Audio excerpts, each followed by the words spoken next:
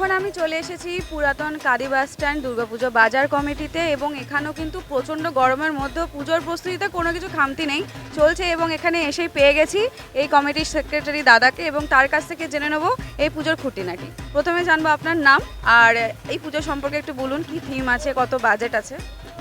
এবং প্রথমে বলি এই পুজোটায় আমি একজন সাধারণ মেম্বার, সেক্রেটারি আছে, আমাদের সদয় আছে আর বাকিরা আছে যারা কমিটিটা বরাবরই মুর্শিদাবাদ জেলার মধ্যে এই পুরাতন কাদি বাস স্ট্যান্ড দুর্গাপুজো কমিটি একটা অন্য মাত্রায় পৌঁছায় এই দুর্গাপুজোটাকে কেন্দ্র করে।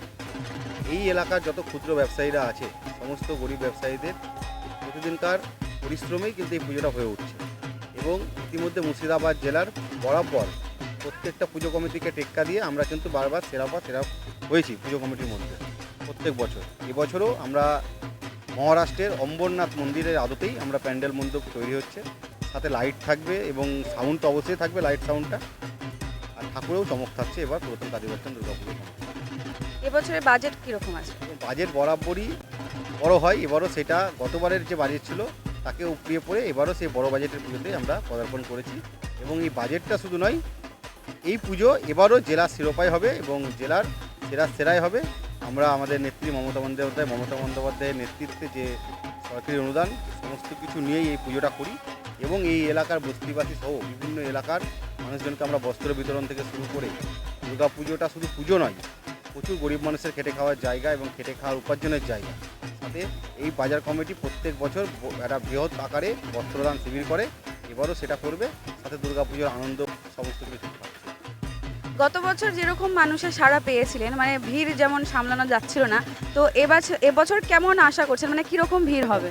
আমাদের এই পুরাতন কাদি বাস স্ট্যান্ড 2016-17 সাল থেকে বরাবরই প্রতিদিন 1 লক্ষ 1.5 লক্ষ লোক আমরা এই মণ্ডপে আসি, তাই প্রস্তুতি আমাদের চলছে। এবছরও আমার বিশ্বাস যে গত বছর যেমন অষ্টমীর রাতে নবমীর রাতে জেলা প্রশাসন মানে প্রত্যেকে এসে আমাদের গেটে নিজেরা দাঁড়িয়ে থেকে লোক আটকাতে পারছিল না, মানে এত ঢল মানুষের নেমেছিল।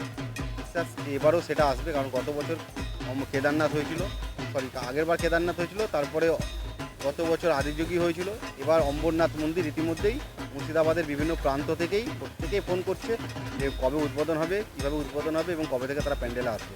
ইতিমধ্যে সবাই খোঁজখবর রাখছে যে মুর্শিদাবাদ জেলার এই পুরাতন কাদি বাস স্ট্যান্ড দুর্গাপুজো কমিটি কবে তাদের উদ্বোধনটা করছে। অসংখ্য ধন্যবাদ, কিন্তু দাদার নামটা জানা হয়নি।